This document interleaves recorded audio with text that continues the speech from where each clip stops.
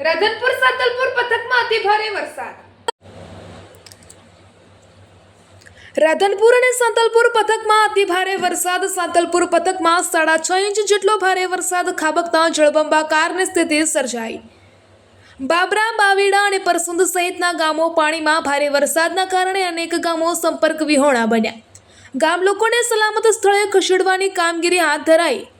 લોધરા ગામ પાસે પલટી ખાધેલી ગાડીનું ડીવાયએસપી દ્વારા સફળ રેસ્ક્યુ કરવામાં આવ્યું, જ્યારે માર્ગો અને પાણીના નિકાલ માટે જેસીબી લોડરની મદદ લેવાઈ રહી છે।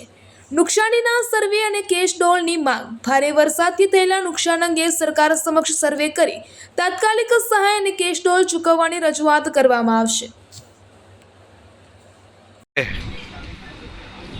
ખૂબ જ એ કુદરતે ખરેખર એ ન કલ્પી શકાય એટલો મારા રાધનપુર ને સાંતલપુરમાં વરસાદ પડ્યો।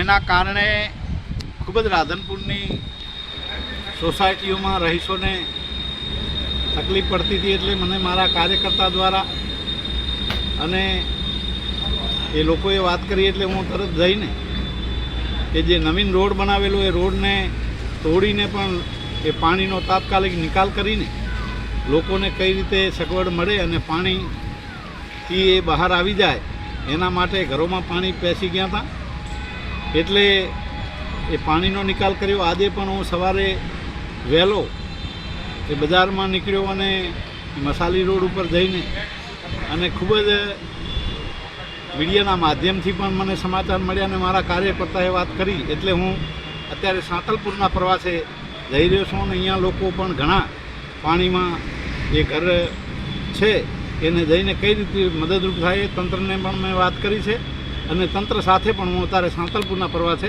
જવાનો છું।